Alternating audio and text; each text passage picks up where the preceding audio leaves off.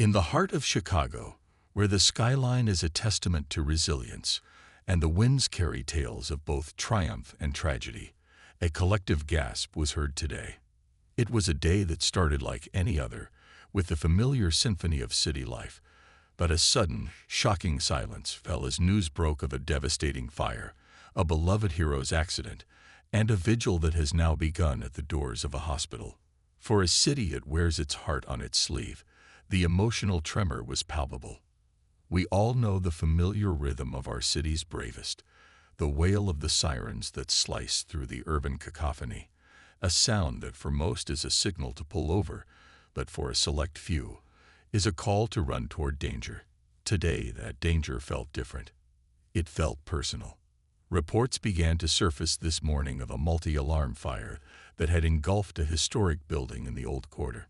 The images were stark, flames clawing at the sky, painting a terrifying masterpiece of destruction against the morning sun. We watched, mesmerized and horrified, as our firefighters, our everyday superheroes in soot-stained gear, battled the inferno.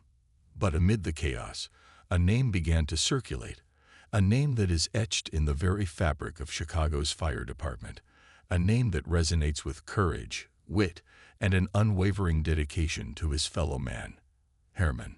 The whispers turned into a roar of concern as it was confirmed that Lieutenant Christopher Herrmann, a man who has faced down more blazes than most of us have had hot dinners, was involved in a serious accident at the scene.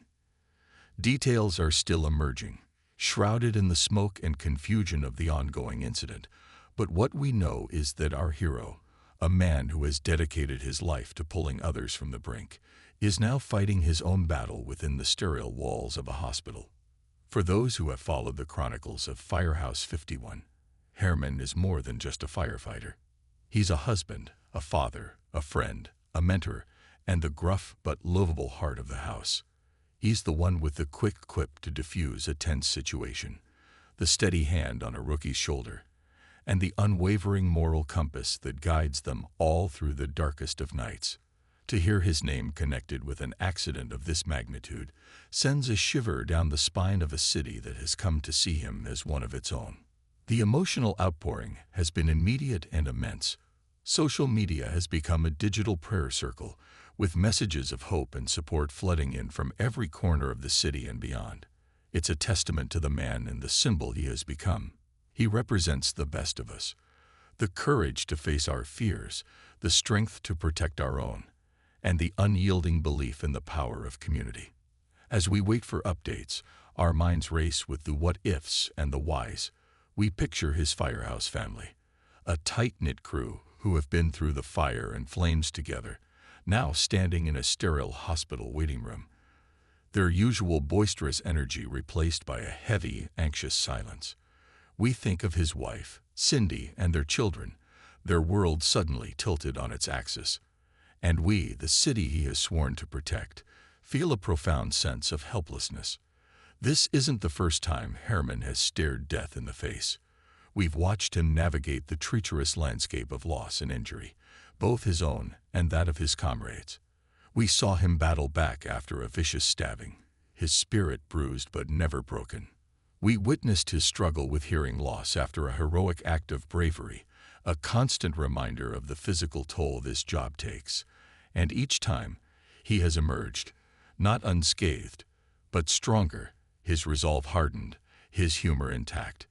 It is this history of resilience that we cling to now, a beacon of hope in the suffocating darkness of uncertainty.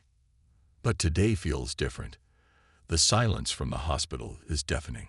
The images of the fire, a raging, untamable beast, are a stark reminder of the very real dangers these men and women face every single day. We often take their bravery for granted, a constant, reassuring presence in our lives. It's only in moments like these, when the veil is lifted and their vulnerability is laid bare, that we are truly confronted with the immense sacrifice they make. So today, Chicago waits. We wait for a sign, a word, a flicker of good news.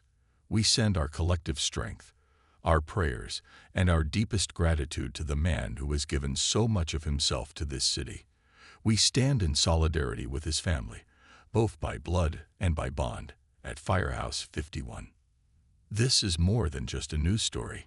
It's a story about a hero, a family, and a city holding its breath. It's a story that reminds us of the fragility of life and the incredible strength of the human spirit. And as the sun sets on this anxious day, 1,000 tiny lights of hope flicker across our city, each one a silent prayer for our beloved Herrmann. Come home soon, Lieutenant. Your city is waiting.